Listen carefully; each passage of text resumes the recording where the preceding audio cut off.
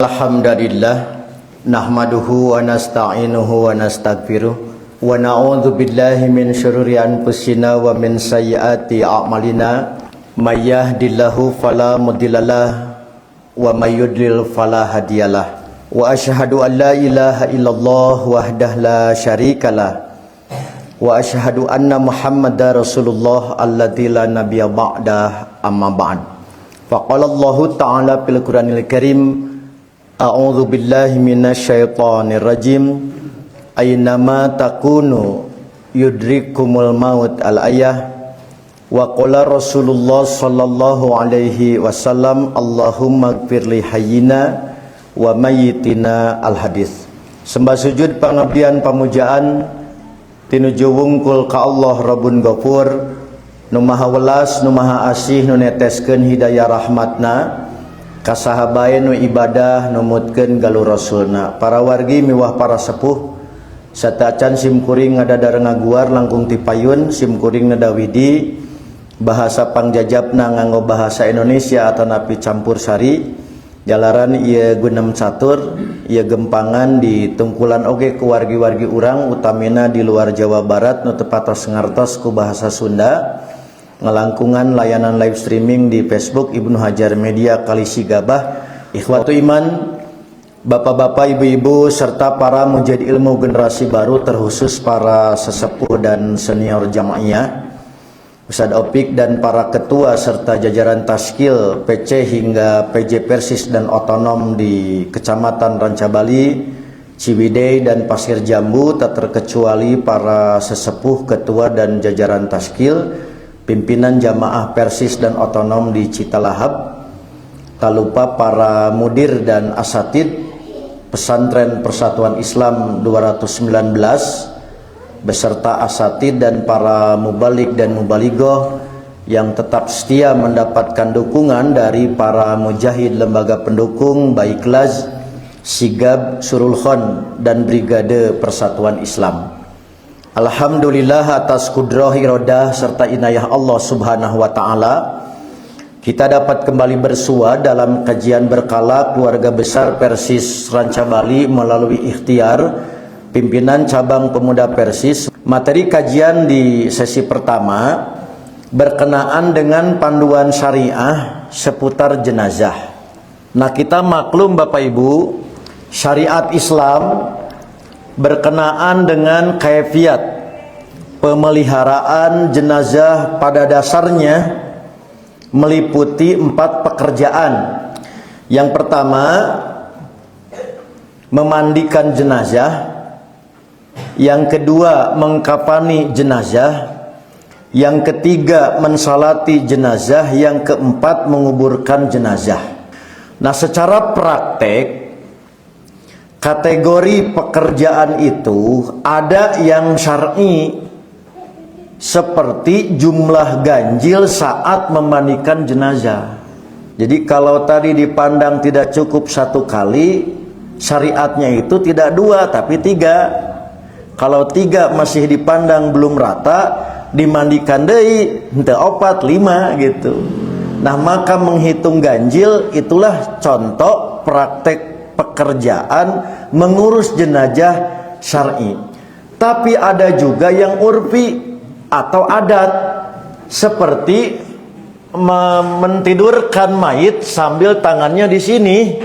Data aya dalilna. Jenazah disemayamkan posisi tangan teh kieu data aya dalilna. Itu teh urfi. Belum tentu itu menyalahi syariat, tapi bukan ketentuan syar'i bahwa mayit harus dikieukeun pananganana gitu.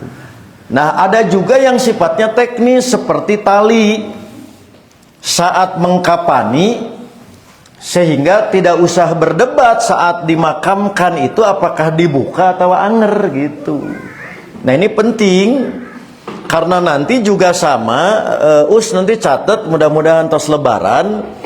Karena buku Dewan Hizbah tentang panduan pernikahan sudah terbit, nanti juga dalam masalah pernikahan penting kita tetapkan mana yang sifatnya syar'i, mana yang tadi urfi dibolehkan, mana yang urfi itu bertentangan, seperti seren sumeren. mengalungkan bunga kepada calon pengantin laki-laki. Itu kan tidak ada di zaman sahabat Ibnu Abbas nikah gitu. Terus dikalungan bunga kan tak aya. Atau tadi Ibnu Umar nikah ya surun sumeren. Itu kan urep, tapi tidak bertentangan dengan syariat. Nah, jadi sekali lagi dalam persoalan mengurus jenazah itu ada yang memang tadi pekerjaan itu sesuai dengan ketentuan syar'i, ada yang tadi semata-mata urfi, ada yang semata-mata urusan teknis gitu.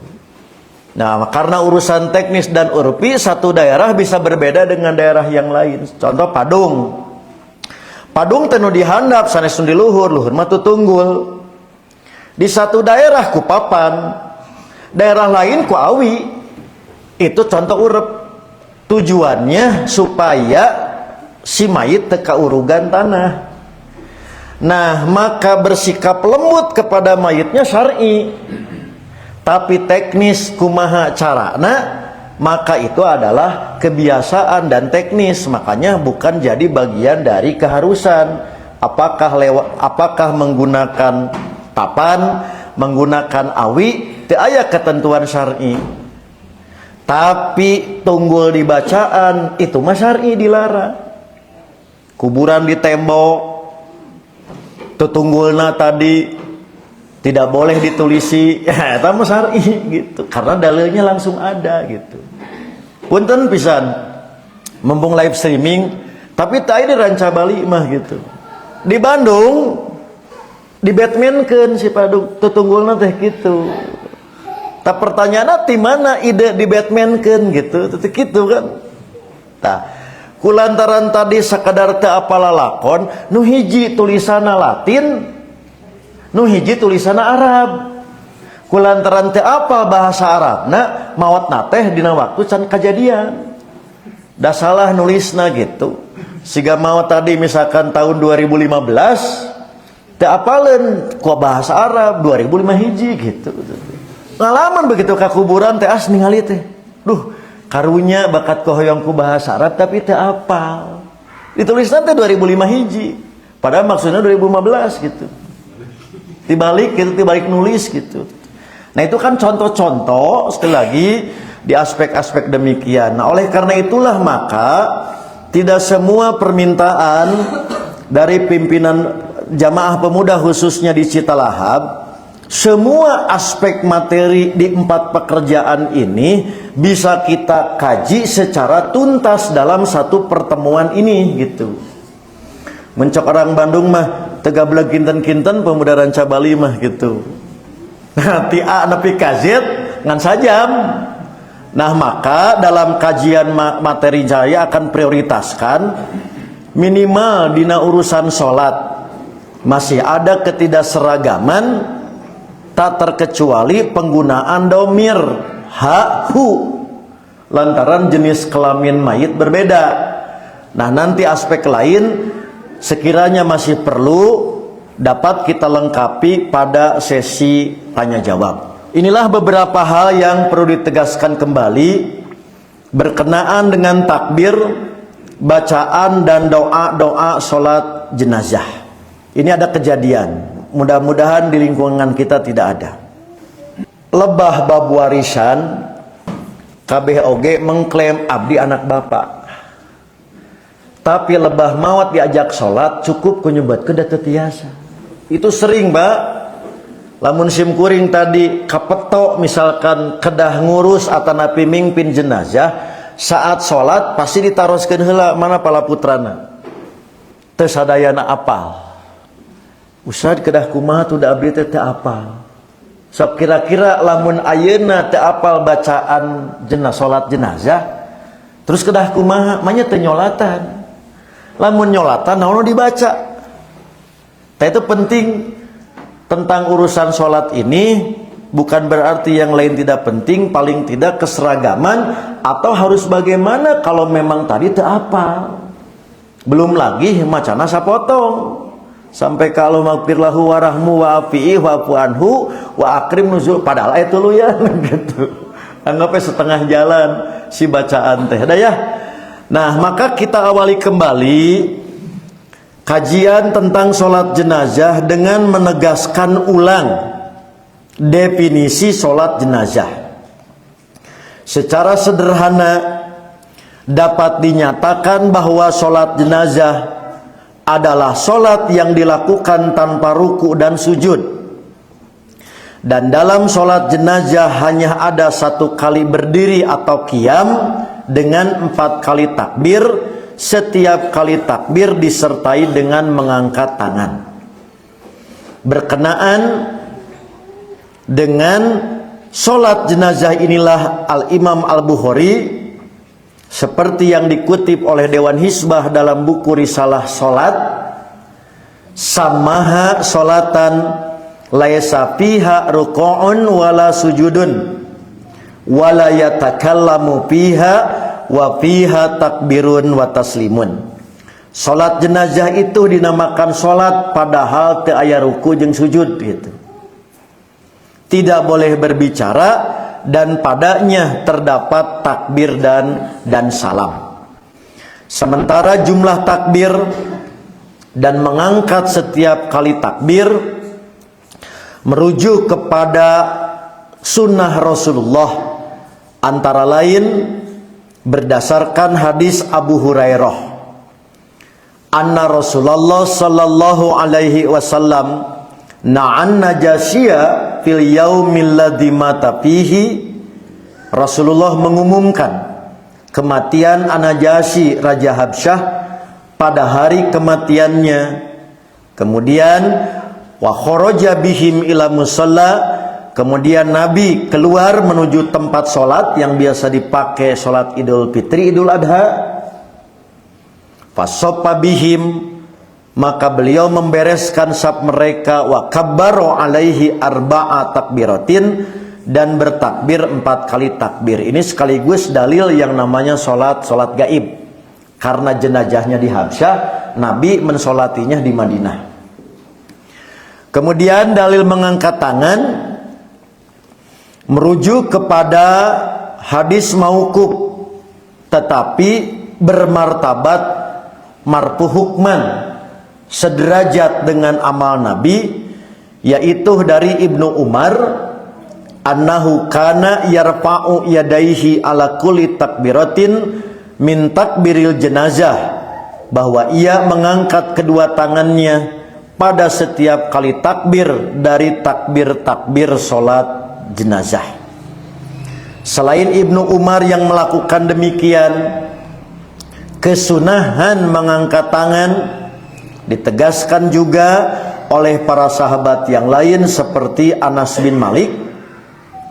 Sunnah ini kemudian disebarluaskan melalui amal soleh para tabi'in di berbagai tempat, seperti Umar bin Abdul Aziz sebagai khalifah, oleh Atha di Mekah, oleh Salim di Madinah, oleh Az-Zuhri di Madinah, oleh Qais bin Hakim di Kufah, sampailah ke Indonesia tentang syariat mengangkat tangan setiap kali takbir jenazah.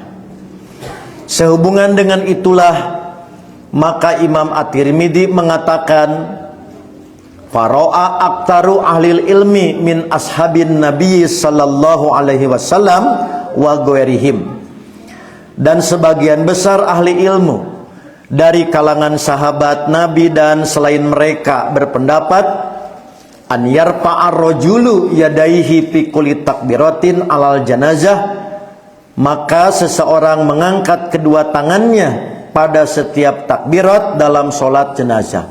Ini juga yang dipegang oleh Imam Ibnul Mubarak, Imam Asy-Syafi'i, Imam Ahmad dan Ishaq. Sementara hadis lain yang menyebut hanya 1 kali pada takbir awal saja, hadisnya dhaif. Selangi Bapak Ibu, sekiranya Bapak Ibu ada yang membaca atau mendengar hadis mengangkat tangan di sholat jenazah itu hanya 1 kali, maka hasil penelitian Dewan Hizbah hadisnya dhaif.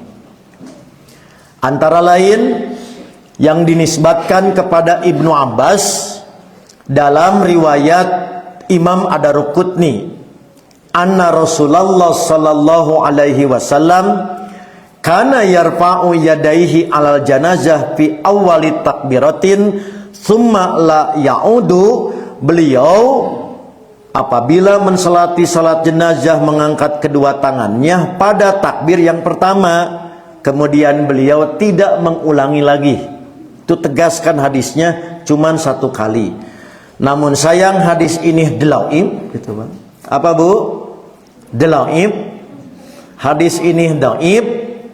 Di antara penyebab dhaifnya karena terdapat dua rawi. Pertama bernama Al-Fadl bin Sakan, yang kedua Al-Hajjaj bin Nusair, yang dinilai dhaif oleh para ahli hadis, antara lain oleh Al-Hafidz Ibnu Hajar Al-Asqalani. Beliau mengatakan wa isnaduhuma dhaifani wa la yasihu fihi syai'un. Kedua sanadnya lemah dan tidak ada satupun riwayat sahih tentang takbir cuman satu kali. Hal senada juga diterangkan oleh para ulama lain, misalnya Imam Al-Aini dalam kitab Umdatul Qari Syarah Sahih Al-Bukhari. Kesimpulan, karena riwayat yang menyebutkan takbir pada sholat jenazah hanya satu kali, begitu juga mengangkat tangan adalah riwayat yang dhaif dan tidak dapat dijadikan hujah dalam menetapkan suatu hukum, maka hadis sahih yang dijadikan rujukan menunjukkan 4 kali takbir dalam sholat jenazah, setiap takbir mengangkat tangan. Selanjutnya kepada bagian bacaan dan doa pada setiap takbir. Bacaan sholat jenazah pada takbir pertama adalah Al-Fatihah dan sholawat. Karena tidak ditemukan redaksi khusus sholawat dalam sholat jenazah, begitu, maka dikembalikan kepada ketentuan umum dalam sholat bagaimana membaca sholawat, sehingga bacaan sholawatnya sama seperti dalam sholat wajib sampai innaka hamidum majid. Nah, dalam keputusan Dewan Hijrah mungkin sudah 15 kali. Salah satu amal solehnya dari akeh, boleh atau disunatkan sebelum baca sholawat baca dulu surat setelah Fatihah gitu. Jadi saya ulangi Bapak Ibu, sekiranya ini belum sampai, Dewan Hizbah sudah memutuskan dan sudah dicantumkan dalam buku Risalah Sholat Jenazah, yaitu setelah Fatihah seperti biasa langsung sholawat, tapi boleh juga atau sunnah juga sebelum sholawat baca surat dulu, tapi tang surat Al-Baqarah gitu, bisa cangkeleun ke mayitna gitu. Lamit teuing. Dah ya. Nah, di antara yang jadi dalilnya ini,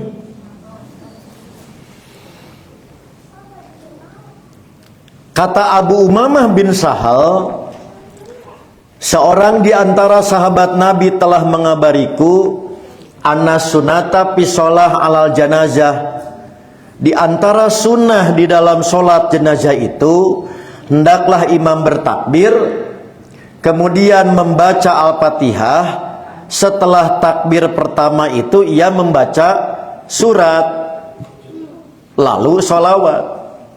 Setelah itu di takbir-takbir berikutnya berdoa. Ditanyalah setelah Ibnu Abbas melakukan sholat jenazah demikian, maka ditanya, benarkah bahwa di sholat jenazah ada syariat baca surat gitu. Maka Ibnu Abbas menjawab, sunnatun wa haqqun, yaitulah sunnah dan memang benar demikian syariatnya, maka boleh atau tadi disyariatkan membaca surat setelah Fatihah sebelum sholawat. Sehubungan dengan itulah, Maka Imam Asy-Syaukani seperti yang dikutip di dalam tulisan Dewan Hizbah mengatakan, ungkapan wasuroh dalam hadis Ibnu Abbas menunjukkan disyariatkannya membaca surat lain bersama Al-Fatihah pada sholat jenazah, dan tidak ada alasan untuk meninggalkannya karena wasuratin, tambahan kata-kata dan surat diriwayatkan melalui jalan yang sahih. Sudah Bapak Ibu ya, itu bacaan dan kaifiat di takbir yang pertama. Takbir kedua dianjurkan membaca doa untuk keseragaman. Maka Jamiah Persatuan Islam sejak zaman Ahasan melalui buku pengajaran sholat dikukuhkan oleh Ustadz Abdullah. Maka di takbir kedua berdoanya Allahumma gfirlahu dan seterusnya panjang. Kita umumnya sampai wa akrim nuzulahu wa wasi' madkhalahu. Padahal masih ada lanjutan wagsilhu bima'in wasaljin wa barodin wa naqihi minal khotoya kama yunaqqas saubu al abyad minad danas wa abdilhu daron khairon min darihi wa ahlan khairon min ahlihi wa zaujan khairon min zaujihi wa qihi fitnatal qabri wa adabannar. Tak umumna urang mah sampai wawasi madholahu. Begitu imamna sampai kadinya ari makmum maca panjang atak asa gancang gitu, padahal memang ada lanjutan. Tapi percanda ndak orang cabali mah pasti terus hafal. Komo ibu-ibu mah ya banyak ibu mah Quran wae gitu 34 juz kan hafalna gitu. Nah ya. Tapi ka pemuda us kadeu banyak pemuda Persis cara apal doa iya, maka PR kayak ngaji deui murojaah saurang-saurang ka hareup. Lantaran keluar tina soal ujian. Dah, pertanyaan pasti ke Ustaz kumaha tuh lamun duit kadinya sah ngantong sekali-kali deui gitu. Nya sada apal lagi sakit gitu. Tapi peryogi ditegaskan teh bukan sampai di sana. Sekalinya ya, kumaha mendugi ka wawasi madahlahu sah. Tapi yang harus ditegaskan redaksi aslinya bukan sampai di situ. Dilanjutkan sampai waqihi fitnatal qabri wa adaban nar. Dah, itu takbir yang kedua. Takbir ketiga juga umumnya tidak tamat karena sampai wago ibina gitu. Padahal ada lanjutan Allahumma man ahyaitahu minna fa ahyihi alal Islam wa man tawaffaitahu minna fa tawaffahu alal iman. Allahumma la tahrimna ajrahu wala tudillana ba'dahu gitu. Dan itu kelanjutannya sama pertanyaannya sampai bagaimana kalau sampai wago ibina sah. Hanya perlu disampaikan redaksi aslinya masih ada kelanjutan. Terakhir takbir keempat dah iya mah akur dah sakit gitu. Baru deg-degan pemuda Persis bisa tambahan deui nu urang can apal. Nah, bedanya nu tadi mah domirna hu gitu.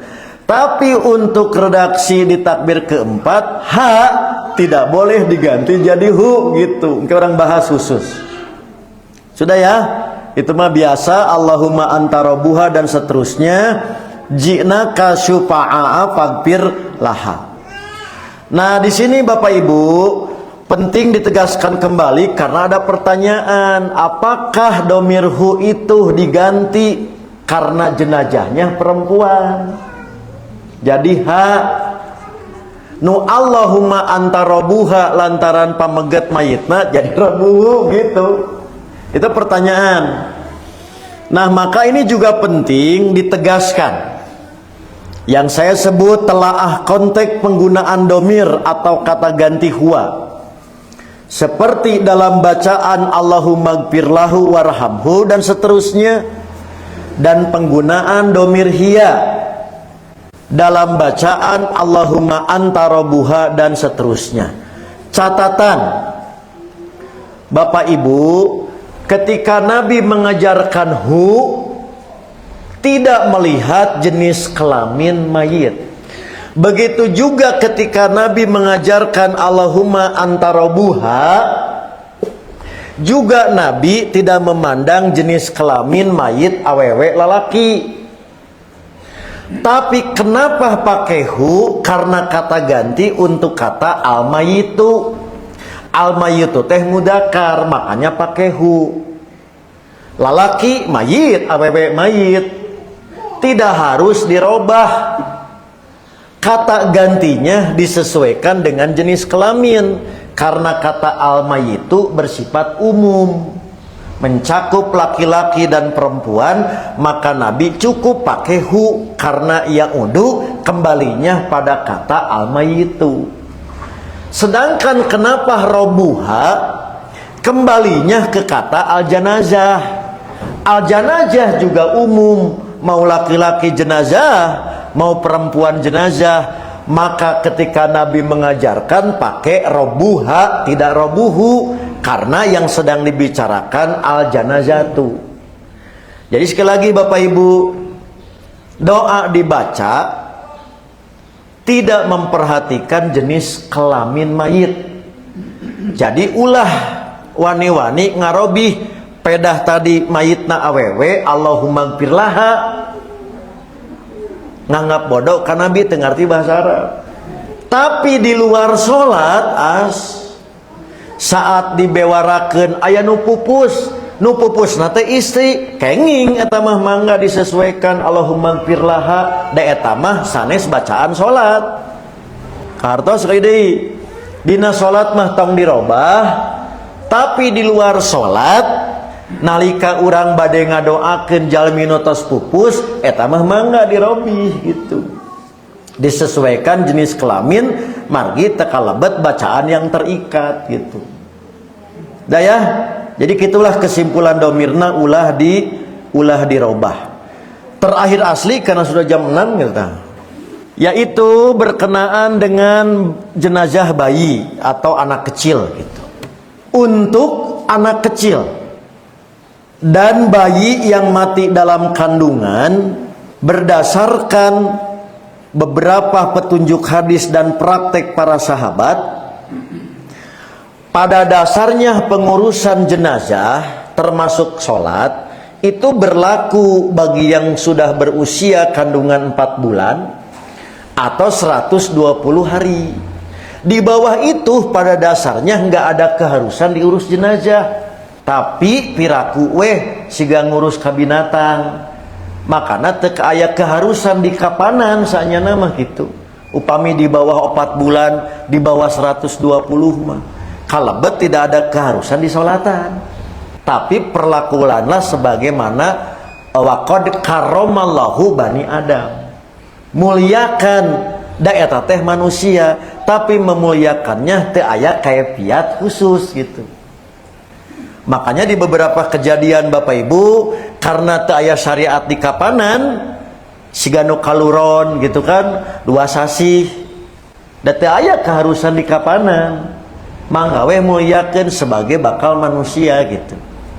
Nah, maka yang dimaksud dengan bacaan sholat jenazah anak kecil, yang dimaksud tadi belum balik atau anak yang mati di dalam kandungan telah bernyawa, kurang lebih tadi 4 bulan atau 20 hari, maka caranya, bacaannya, doa-doanya sama seperti pada sholat jenazah dewasa, hanya saja pada salah satu takbir di antara 3 takbir ditambah gitu doanya dengan doa Allahumma ja'alhu lana paroton wa salapan wa ajron. Jadi bisa di takbir kedua, takbir ketiga, takbir keempat, yang pasti tidak di takbir pertama. Nah, saya ulangi, maka tidak menjadi kaifiat khusus saat tadi menyolati jenazah anak kecil, hanya ditambahkan saja di takbir kedua, ketiga atau keempat, yaitu ditambahkan doa setelah doa yang biasa, Allahumma ja'alhu lana paroton wa salapan wa ajran. Ya Allah, jadikan ia bagi kami sesuatu yang tidak menjadi beban pikiran dan semoga menjadi pahala. Demikianlah Bapak Ibu, sementara beberapa hal yang saya perlu ditegaskan ulang pada aspek sholat jenazah, khususnya di kalangan generasi baru Persatuan Islam.